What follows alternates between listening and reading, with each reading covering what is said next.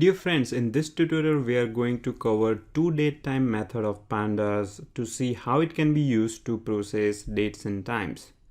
One of the common problem in data analysis is the lack of uniformity in the structure of input data. For example, 5th January 2017 can be represented in all these different formats, and many times when you're processing data, it can come in any of these string formats, and the challenge for you is to convert it to a common concept called 5th January 2017 as a DateTime data type.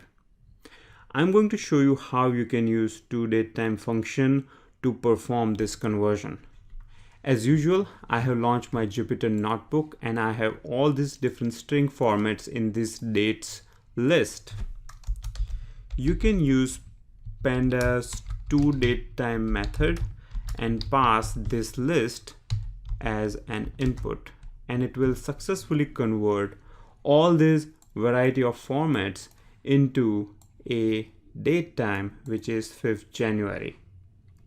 Not only this, it can handle times also. So right now you have only dates. Let's say you are referring to 2:30 p.m. on 5th January. You can represent the same thing as 14:30 and it should be able to handle it fine. You can see that here. Now in US, the date format is MMDDYYYY, but in Europe, we have dates first. So in Europe, if you want to say 5th January, you will say it like this. And if you pass that to Pandas DateTime, toDateTime function, then it will think that you're talking about 1st May because it is going by MMDDYYYY format. So to handle Europe dates, you need to supply this argument called day first and set it to true, and then it will convert it to 5th January. You can see that here. You can use your own custom format also. For example, let's say instead of slash, you have dollar as a delimiter. In that case, by default, toDateTime function won't work because it doesn't know how to parse this string, but you can help it by supplying a format argument. In format argument, you will say the first thing is day, and the way you do that is by typing %d, then you have dollar, then you have %m, which is your month, and then %y. I'm missing dollar here, and you can see that it works. You can have pretty much anything.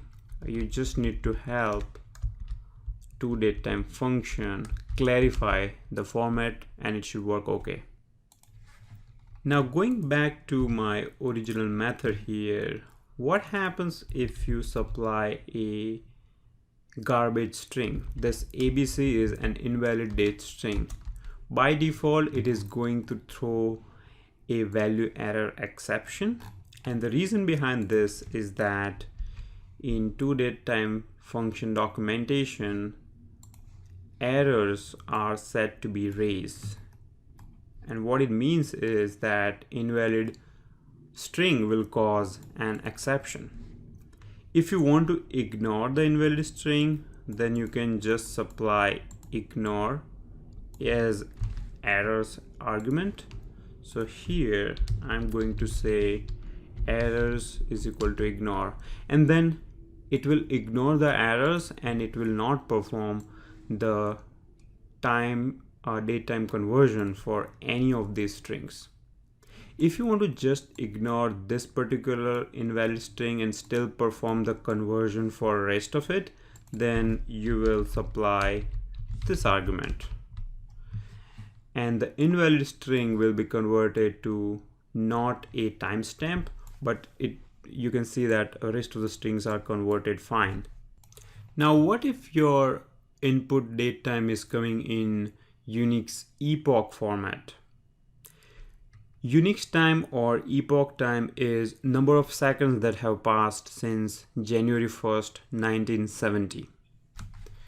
And if you Google for epoch converter, you get this website where it will show you the epoch equivalent of current date time.